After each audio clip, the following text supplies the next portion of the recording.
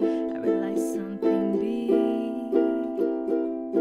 Ooh la la, c'est ooh, ooh la la, c'est ooh, ooh la la, c'est ooh, ooh la la, c'est ooh, ooh la la, c'est ooh, ooh la la, c'est ooh, ooh la la, c'est ooh, ooh la la, c'est ooh. Hello tout le monde, je viens de me réveiller, on est samedi matin. Je vais aller faire du sport. Mais je voulais vous montrer quelque chose que j'ai reçu.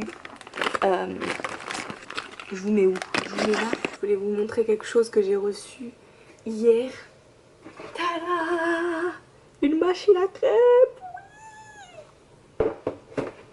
Donc je vais faire des crêpes aujourd'hui. Enfin ce soir. Mais je voulais regarder un petit peu qu'est-ce que c'est. Comment ça se présente.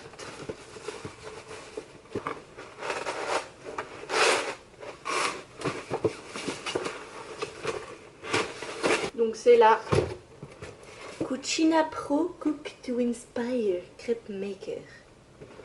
Comme ceci, que j'ai acheté sur Amazon. Elle était en solde, il me semble, vers les 30 et quelques dollars. Au lieu de 50 et quelques. Ça vient avec un truc comme ça, un étaleur là. Ah, par contre ça vient pas avec le bidule pour les retourner. Alors que j'ai fait ça. Un petit fascicule avec des recettes. Ok. Et la machine. Bah, c'est assez facile en fait. C'est assez... Waouh. J'ai trop hâte. Du coup, va falloir que je m'entraîne à faire...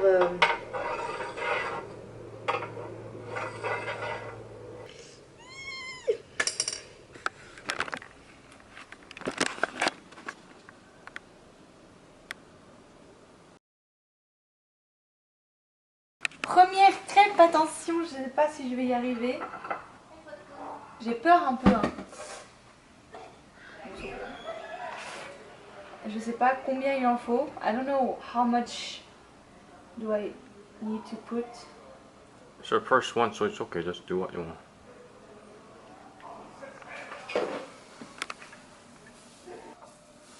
Ah! It's hard. Oh, my first God. time.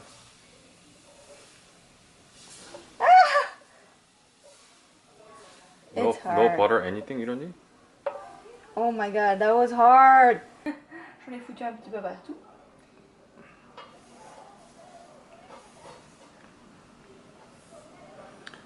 First one ever. Oh, looks good.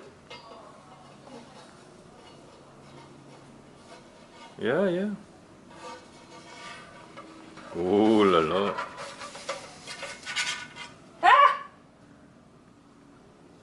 Oh! Ouh, ma It chiqueta. smells good too. En fait, ça a l'air pas mal. Hein. Ça a l'air pas mal. Et j'arrive quand même à faire des crêpes à peu près mangeables. Franchement, là, je suis en train d'essayer celle au rhum. Donc, on va essayer tout de suite. Faire une crêpe complète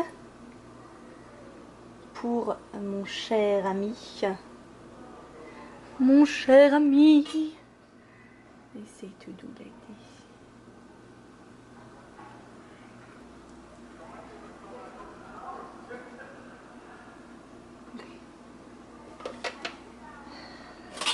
When it's like this,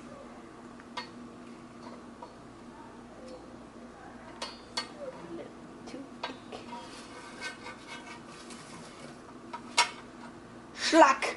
Oh. The yolk has to Yeah, crack. be in No? the middle. No.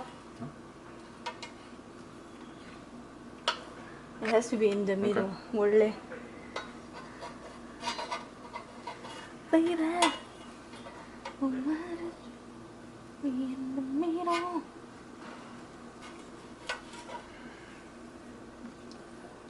The machine is really good. Yeah. I like it well done anyway. I think. No, I think it's done. 조금 나. 그래? 자, 먹어보세요. I like them both. Yeah? Okay. And then I'll do buckwheat for you. 맛있어야 되는데. 맛있어? La reine de la crêpe, c'est moi. Look at this. Paf. Moi j'aime bien la fermer complètement Burrito. pour que ça Burrito. fonde bien. Parce qu'il aime bien, mon chéri aime bien quand ça fond. Donc, et que ce soit un petit peu croustillant. Il aime bien aussi le croustillant. Hello tout le monde, je suis de retour. J'avais envie de vous parler parce que ça fait longtemps que j'ai pas fait une vidéo où je vous parlais sans script, sans squelette et sans filtre. Voilà, je voulais vous parler tout simplement à la bonne franquette, comme on pourrait dire. Faites pas attention à mes cheveux, ils m'énervent, je sais pas, je suis en train de me demander si la frange ça continuera d'être ici ou pas. J'aime bien en fait quand ma frange elle est un petit peu plus longue et que j'arrive à la mettre un petit peu comme je veux en fait sur le côté ou quoi que ce soit, voilà. Mais là j'ai l'impression qu'elle est un tout petit peu trop courte et du coup ça fait un petit peu concon quand je les attache, surtout quand je les attache. Qu'est-ce que vous en pensez? Vous préférez complètement sans la mèche, avec la mèche sur le côté ou sur l'autre côté, ou je sais pas comment la mettre. Franchement je sais pas. Je suis en égard complet capillaire, je sais pas si on peut dire ça comme ça. Mais voilà, mes cheveux m'énervent et en plus mes cheveux sont très extrêmement secs. Je crois que j'ai jamais eu des cheveux aussi secs de ma vie. Donc je mets de l'huile de coco. Ça fait 3 jours que je les mets dans des, comment dire, dans des petits buns comme ça, enfin en chignon, et je badigeonne extrêmement beaucoup d'huile de coco, mais ça ne fait rien. Ils sont toujours aussi secs. Donc ça m'énerve un petit peu. J'étais avec ma mère au téléphone ce matin et on a parlé de vraiment pas mal de choses. Ça faisait longtemps qu'on n'avait pas parlé autant, je crois qu'on a parlé au moins 1 heure. Et voilà, on a parlé de plein de trucs, on a parlé de ma grand-mère, de comment on fait quand on devient vieux, etc. Parce que c'est vrai que depuis que je suis ici, depuis que je suis mariée, il y a pas mal de questions qui se posent, qui ne se posaient pas avant. Et je me rends compte tout simplement que moi aussi je grandis, moi aussi je vieillis. Et la vie continue, le temps passe. Je pense que quand j'avais entre 18 et je dirais 26 ans, j'avais pas autant de questions qui se posent concernant ma famille directe, c'est-à-dire mes parents, mes frères, mon chéri et notre famille à nous, c'est-à-dire la famille qu'on a créée avec mon chéri. Moi et mon chéri pour l'instant, on n'est que 2. Mais voilà, il y a pas mal de questions qui se posent. Et puis j'ai plein de remises en question en ce moment. Je me dis, qu'est-ce que c'est le bonheur? Enfin, je me pose plein de questions vraiment un petit peu trop peut-être, je sais pas. Depuis que je suis arrivée aux États-Unis, je fais de moins en moins YouTube. Vous l'avez sûrement ressenti si vous suivez mes vidéos assez régulièrement. D'ailleurs, si vous ne les suivez pas, eh bien je vous invite à cliquer sur la petite cloche, comme ça vous donne des notifications quand je mets mes vidéos. Sinon vous n'allez pas forcément les voir. Mais voilà, en arrivant aux États-Unis, en fait, j'ai décidé de laisser lâcher prise sur la pression que je me mettais. Il faut que je fasse 1 ou tant de vidéos par tant de jours, etc. J'avais une espèce de pression en fait. C'est un cycle pas vraiment, comment dire, pas très sain en fait. quand vous êtes sur les réseaux sociaux, surtout sur YouTube et sur Instagram. Parce que ma génération et la génération qui vient après en fait, ma soeur etc. et tous les gens plus jeunes, on est... je sais pas, en fait je pense que c'est à cause des réseaux sociaux qu'on est poussé à chercher un espèce de... comment dire, une espèce d'approbation. Monsieur, une espèce d'approbation et on essaie de prouver des choses aux gens ou à soi-même. Et je me suis dit, mais dans quel but en fait tu fais ça? Dans quel but on essaye de prouver qu'on a une belle vie? Dans quel but pourquoi on est autant... comment dire? Pourquoi on aime autant l'approbation d'autres personnes via des likes, via des commentaires, via le nombre de followers qu'on a. Ouais, j'ai poussé la réflexion un peu plus en fait. J'avais jamais vraiment réfléchi sur le fait d'avoir plus de followers, d'avoir plus de likes, etc. Les réseaux sociaux et Facebook et YouTube, Instagram, j'ai toujours fait ça pour mon plaisir personnel, pour partager, et parce que je me sentais un peu seule. J'ai jamais eu vraiment beaucoup d'amis, donc via les réseaux sociaux pour moi c'est un moyen aussi d'avoir des amis et de partager avec mes amis.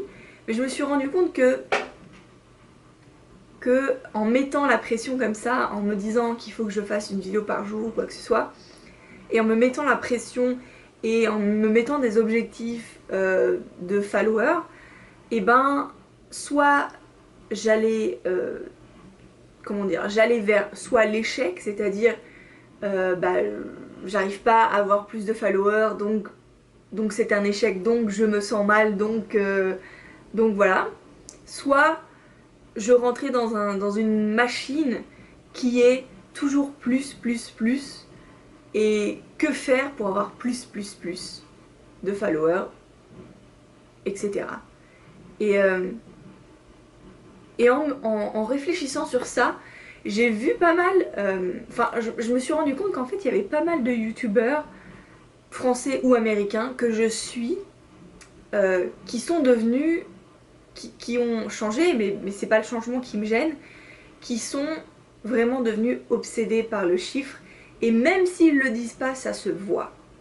Et ça se ressent en fait. C'est toujours la course à qui aura l'idée la plus farfelue, qui aura l'idée la plus putaclic, qui sera le plus provoquant, etc. Et je pense qu'avec la vidéo de Logan Paul qui a filmé un mec qui se suicidait, ça a été vraiment le choc du...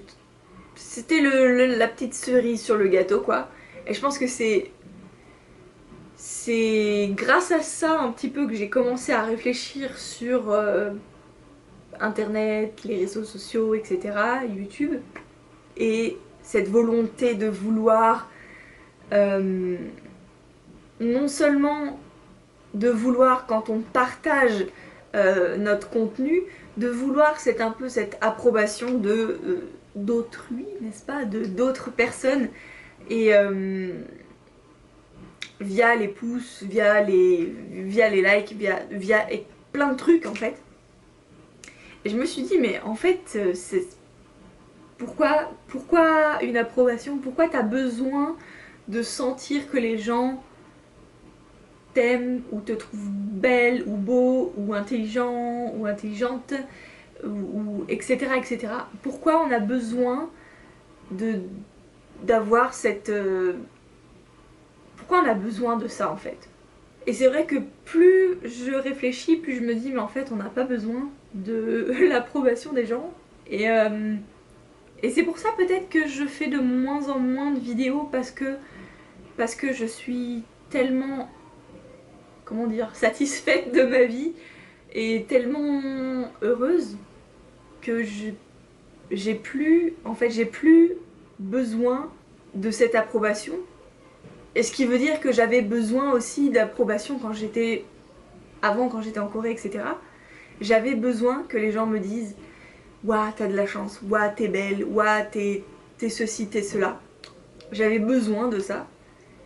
Et maintenant, en fait, j'y m'en fous complètement.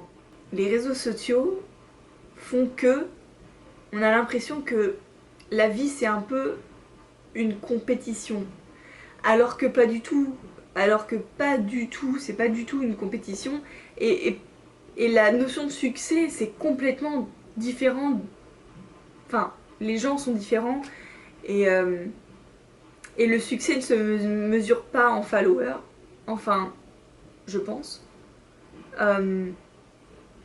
C'est sûr, je vais pas cracher sur la soupe. Des followers, c'est bien, c'est cool. Ça motive, ça fait plaisir. Mais il faut pas tomber dans l'excès, il faut pas tomber dans l'obsession de ça.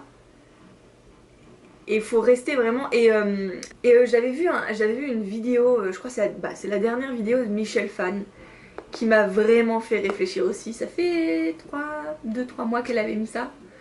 Et elle expliquait pourquoi elle quittait YouTube. Et ça m'a vraiment fait réfléchir, quoi. La raison principale pour laquelle je fais YouTube, c'est pour partager et pour avoir des amis, pour ma communauté. Pour moi, c'est mes amis. Mais il y a un autre point que je me rendais pas compte en fait, mais j'avais besoin de cette approbation. J'avais besoin de ça pour me sentir bien. Et maintenant, j'ai plus vraiment besoin. Et ça ne m'affecte plus en fait. J'avais pris l'habitude, bizarrement j'avais pris l'habitude de regarder le nombre de mes followers. Je dirais il y a plus d'1 an, parce que ça fait presque 1 an que je suis aux États-Unis, donc je dirais 2 ans. Il y a 2 ans, j'avais pris l'habitude de tous les jours regarder le nombre de mes followers. J'avais pris l'habitude de regarder sur mon Instagram combien de likes avait ma dernière photo. En fait, c'était des petites habitudes que je m'en rendais même pas compte, mais qui me mettaient la pression en fait. Et depuis que je suis mariée, en fait, je pense que c'est un peu cucu de dire ça, cucu la praline, ou bien prout prout Violette. Ça faisait longtemps. Mais ouais, c'est très prout prout Violette de dire ça, mais je suis tellement heureuse dans ma vie que j'ai plus besoin de cette approbation et que j'ai vraiment envie de faire des vidéos quand j'ai envie en fait. Et non pas parce que je dois faire des vidéos pour l'algorithme, etc. Quand je travaillais à Wishtrend, quand je travaillais en Corée, j'ai beaucoup étudié tout ce qui était l'algorithme, etc. Et je travaillais dans ça, donc les influenceurs, etc. Je travaillais beaucoup avec eux. J'étais un petit peu...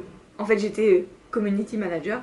Et ouais, j'ai vu beaucoup de gens qui sont partis donc de rien. De toute façon, tous les youtubeurs sont partis de rien.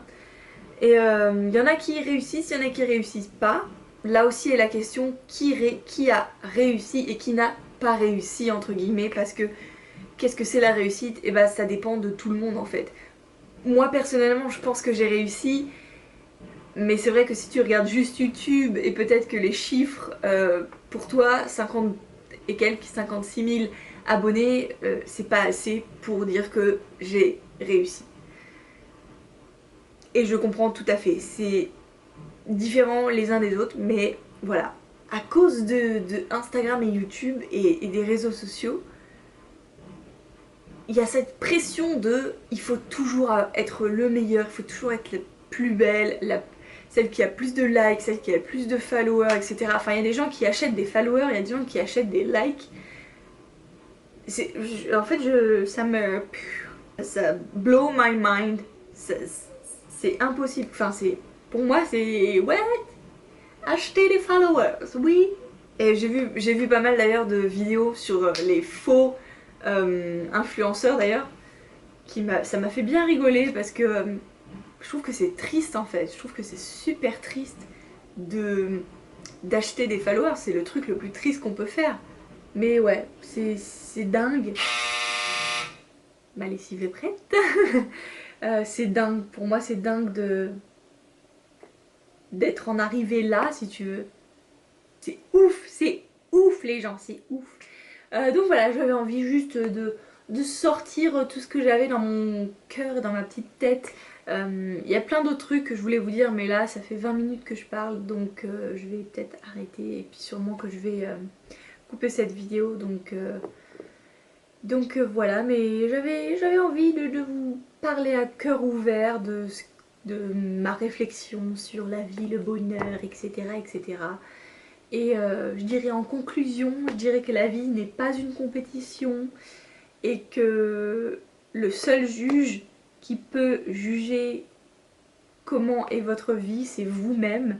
Et c'est vous qui décidez si vous avez plein de succès, si vous êtes heureux. C'est vous qui décidez tout ça en fait. C'est pas les autres qui jugent, qui disent « Ah oui, elle a posté une photo sur Instagram, elle est comme ci, comme ça, donc oui, on va liker, on va... Oui, on approuve, on dit qu'elle est heureuse et on dit qu'elle... Non, c'est vous qui décidez, donc voilà. Waouh, c'est parti très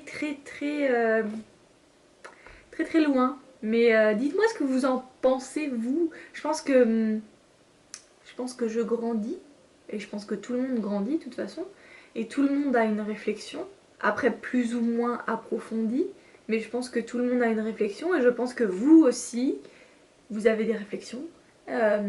Donc moi je voudrais savoir à quoi... Qu'est-ce que vous en pensez, et si vous me suivez depuis un petit bout de temps, parce que je sais qu'il y a pas mal de gens qui me suivent depuis des années quand même, hein, depuis 2, 3, 4 ans, même plus. Donc voilà, dites-moi ce que vous avez, est-ce que vous avez grandi, est-ce que vous avez... Oui, est-ce que vous avez grandi? C'est une question con. Vous avez grandi, donc est-ce que vous avez aussi des réflexions un petit peu comme ça, philosophiques, n'est-ce pas? Moi qui détestais la philosophie quand j'étais au lycée, et je me souviens que j'ai eu une note pas possible au bac, je sais plus combien j'ai eu. Je sais plus si on avait ça au bac ou pas.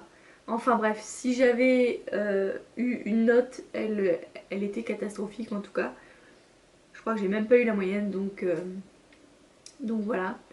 Mais ouais, en ce moment je suis très dans ma tête, je pense pas mal. Je vous fais plein de gros bisous, et je pense que ça va être la fin de la vidéo parce que j'ai trop parlé.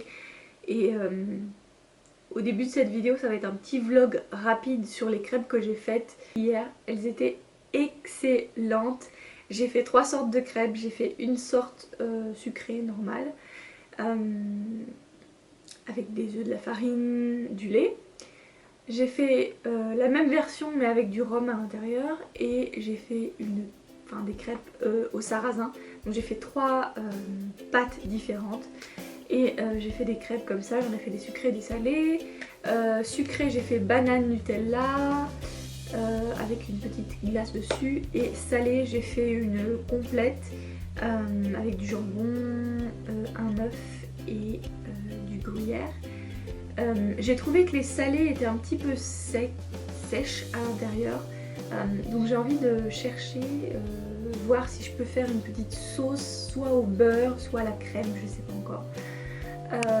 Mais en tout cas les crêpes en elles-mêmes, elles n'étaient pas sèches, elles étaient elles étaient parfaites en fait, et j'étais vraiment très étonnée par le goût des crêpes. Elles étaient très goûteuses, n'est-ce pas? Je sais pas si on peut dire ça comme ça, mais en tout cas elles avaient très bon goût, et j'ai épaté mon chéri, donc j'étais très fière de moi. Et puis grâce à cette petite machine que j'ai achetée sur Amazon, je vous mettrai peut-être le lien en barre d'infos, qui m'a coûté 34 $, je crois, un truc comme ça, au lieu de 50 et quelques. Elle est en solde, et franchement j'ai bien fait de l'acheter parce que ça fait des crêpes très faciles et rapides en plus. Donc je vais sûrement faire des crêpes parties, et je vais devenir la reine des crêpes sur Los Angeles, donc prenez garde parce que je me mets aux crêpes. Voilà, c'est mon obsession en ce moment, les crêpes. Donc dites-moi quelle est votre crêpe préférée et qu'est-ce que vous mettez dedans. Et si vous avez une recette extraordinaire, dites-moi tout. Bref, je vous embrasse. Je vous fais plein de gros bisous.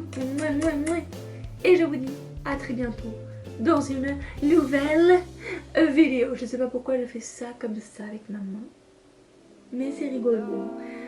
Donc voilà. Bye. Asking myself if what Annyeong. I do is Et je